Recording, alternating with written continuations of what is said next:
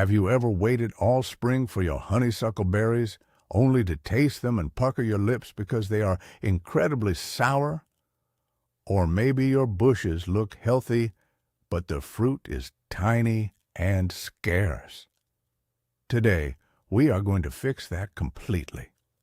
In this video, I am going to reveal the top secrets you need to do right now to guarantee your honeysuckle is brilliantly sweet and impressively large.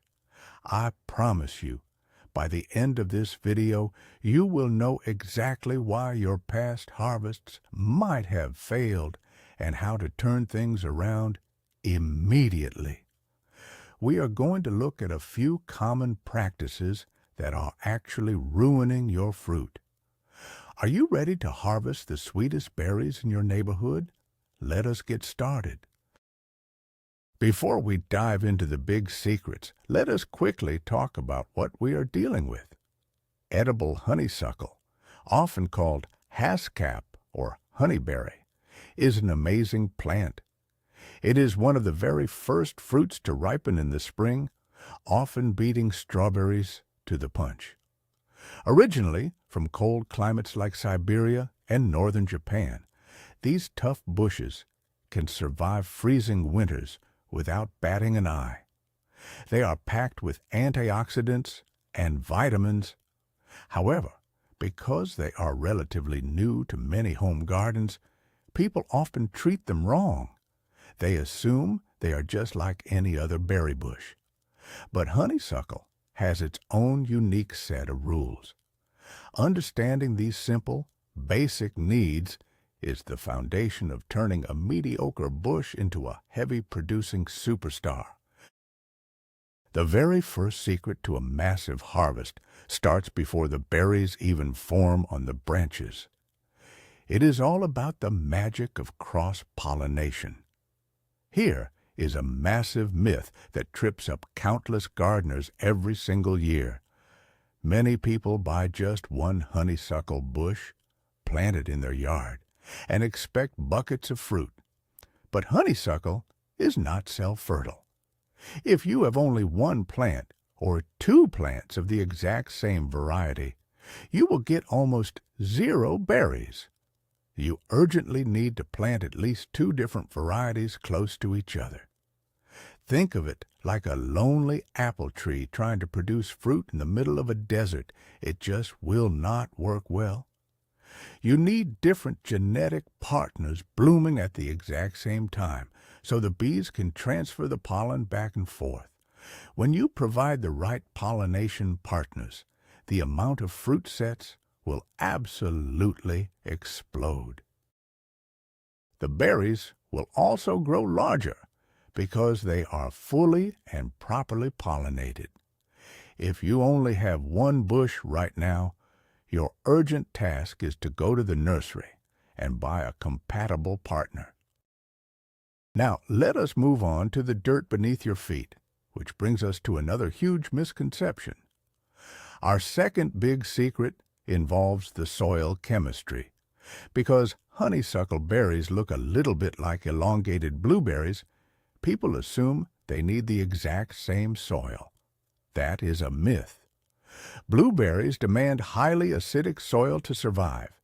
If you try to force your honeysuckle into highly acidic soil with heavy pine needle mulches and soil acidifiers, you will stress the plant out.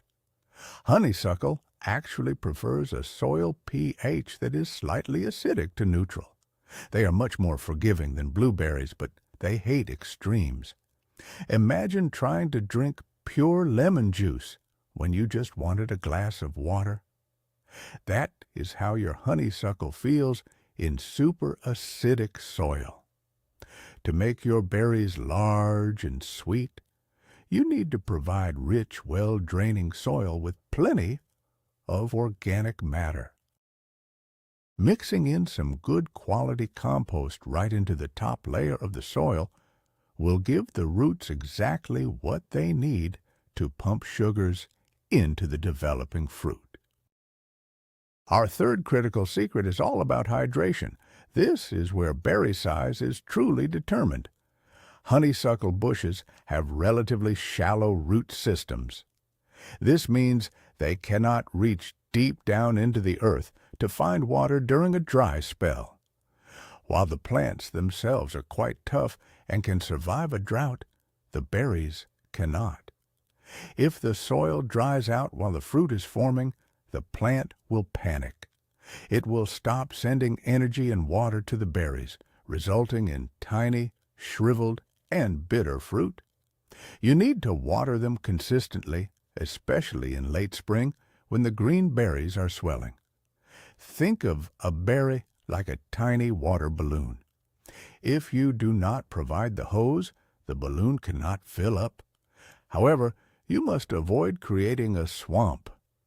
They like their feet moist, but not soaking wet. A good deep watering once or twice a week during dry periods is the secret weapon for blowing up the size of your honeysuckle harvest. Do not wait for the leaves to droop before you water them. Now that we have watered the plant, we need to keep that moisture locked in place. This leads us right into the magic of mulching. Many beginners like to keep the soil perfectly bare around their bushes because it looks neat and tidy. This is a bad idea. Bare soil heats up rapidly in the spring sun, and the moisture evaporates into thin air. Remember those shallow roots we just talked about? They get baked in the hot sun. To protect them, you must apply a thick layer of organic mulch. Wood chips, shredded leaves, or straw work perfectly. Apply a layer about 3 to 4 inches deep all around the base of the plant, but keep it a few inches away from the actual stems to prevent rot. Think of mulch as a cozy, protective blanket that keeps the roots cool and damp. As a bonus, as this organic matter breaks down over time, it feeds the soil microorganisms. This creates a rich, lively soil environment that directly contributes to the overall health of the bush and the ultimate sweetness of your berries. Let us talk about feeding your plants, specifically how to make those berries taste like absolute candy.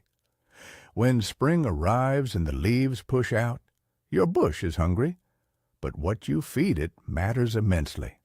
A common mistake is dumping high nitrogen lawn fertilizer on berry bushes. Nitrogen makes leaves grow fast, but it does very little for fruit flavor. If you use too much nitrogen, you get a giant green bush with a few sour berries. To get sweet fruit, you need phosphorus and potassium. Potassium is the absolute key to sugar production in the plant.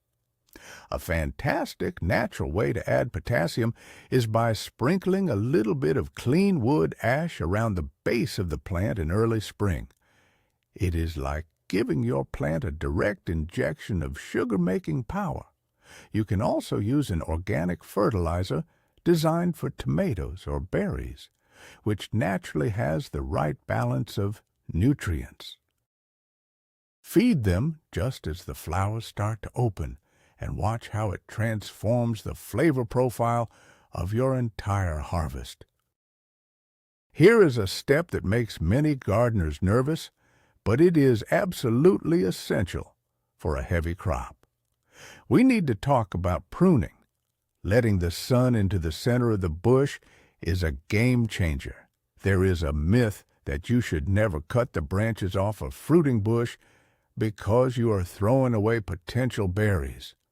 But if a bush gets too thick and tangled, the berries hidden in the middle will never get enough sunlight to ripen properly. They will stay sour.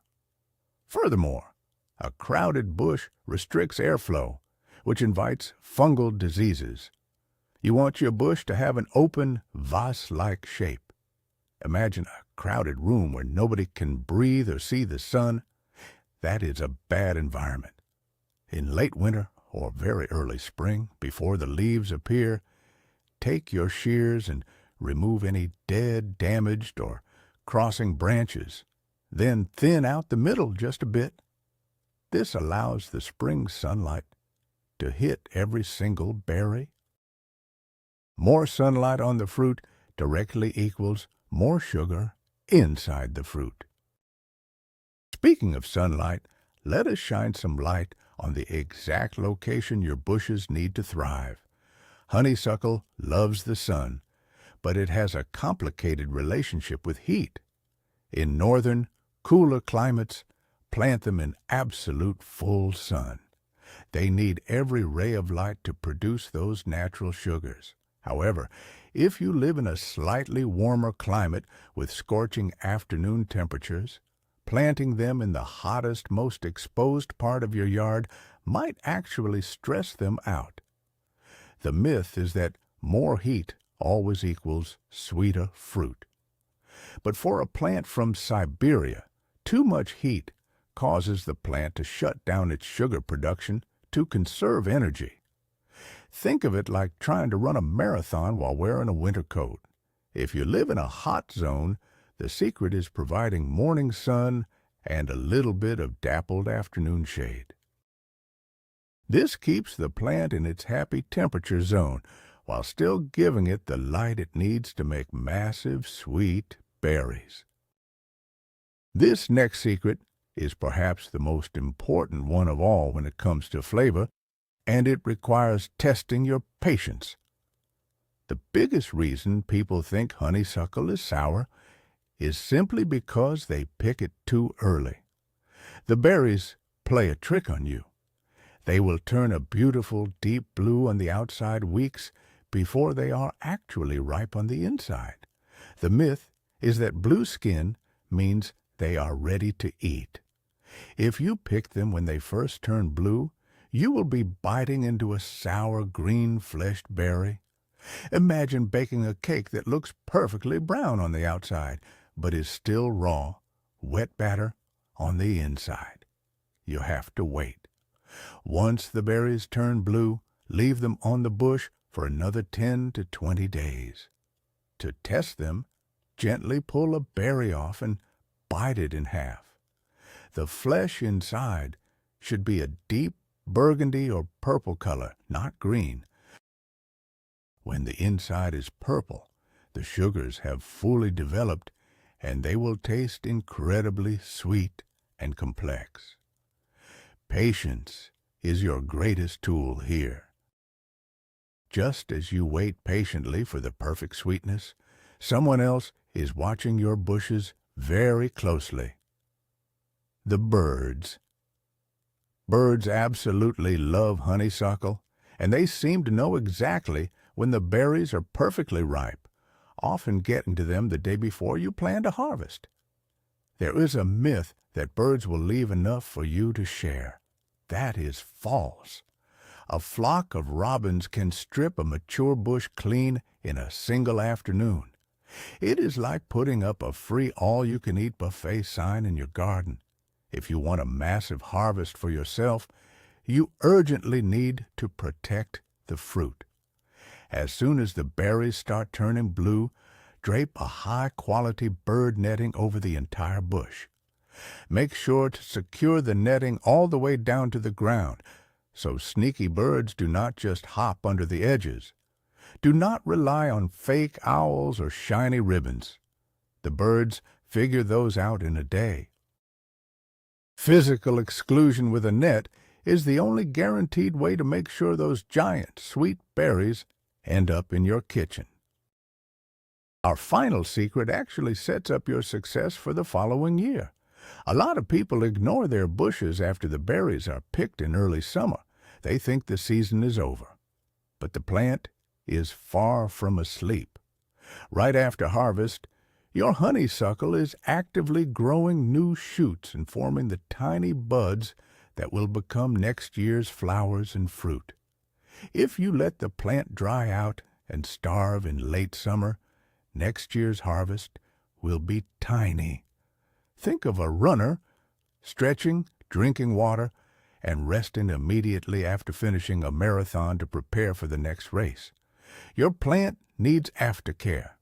Keep watering it during late summer droughts. give it a light layer of fresh compost in the fall. By keeping the bush healthy, green, and hydrated all the way until the leaves drop in the autumn, you are locking in a massive, heavy crop for the following spring. What you do in August directly impacts the size of the berries you will eat next June. So there you have it, the complete roadmap to the biggest, sweetest honeysuckle berries you have ever grown. The real turning point is understanding that honeysuckle does things on its own schedule. From getting the right pollination partner to balancing the soil moisture and, most importantly, having the patience to wait for that purple interior, these secrets change everything. Once you stop treating them like blueberries and start catering to their unique needs, your bushes will reward you with candy-like fruit year after year.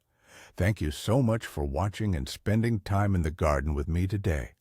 If you learned something new, please hit that subscribe button, leave a like, and share this with your friends. Now, I want to hear from you. Have you ever been tricked by a blue honeysuckle berry that was sour inside? Drop a comment below and let us share our gardening stories.